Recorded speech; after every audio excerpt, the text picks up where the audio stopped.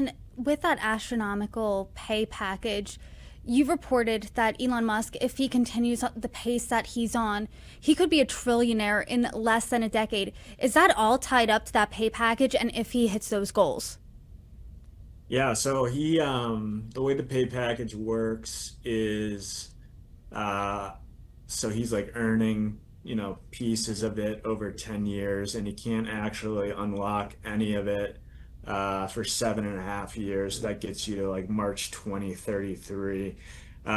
So there's a potential scenario if, his existing assets continue to grow at the rate they've been growing, that, he could become a trillionaire without any of that pay package, which would obviously then tack on a bunch more.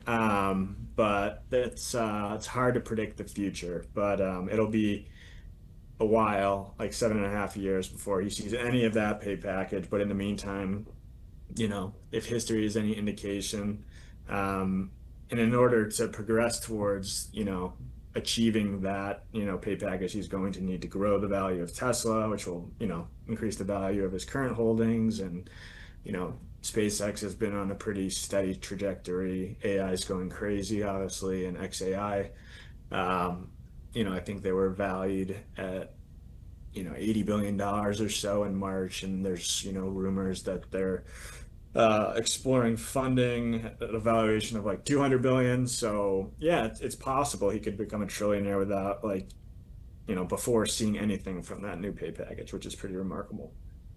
And I'm sure when that, and if that happens, we'll certainly be talking about that. But you mentioned that Larry Ellison was very close to Elon Musk in terms of overtaking him, potentially for net worth, becoming the richest person in the world. Right now, as you and I sit here, is anyone even close to Elon Musk anymore? Because that was less than a month ago, right?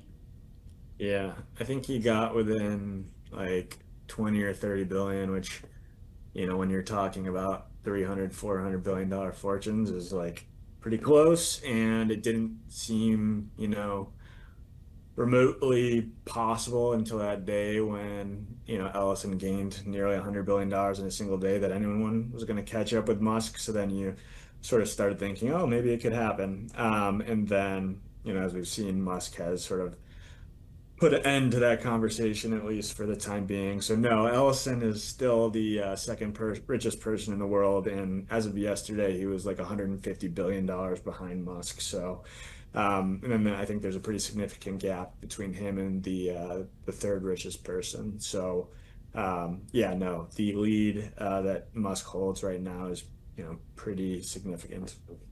So, not is he only the richest person in the world, there's a lot of daylight between his fortune and the fortune of number two. Has he commented on your reporting or Forbes' valuation at all?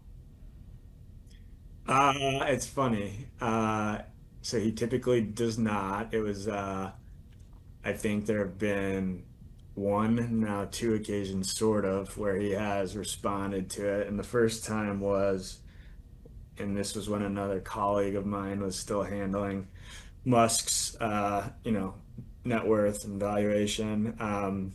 But when he first passed Bezos to become the richest person in the world in 2021, he sent an email to us like very, very late in the night, or like very early in the morning, that said something along the lines that he was going to send like Bezos a runner-up trophy or something, which was funny.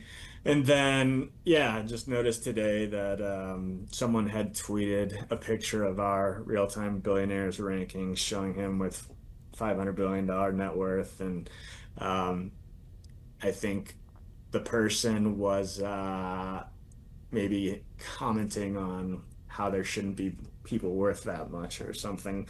But then Musk responded something along the lines of like, I build great companies with great people, and they get assigned, high valuations as a result. And so, yeah, I guess that's the closest he's come, as far as I'm aware, to, directly commenting on our estimate of his net worth in a number of years, which was pretty cool, actually.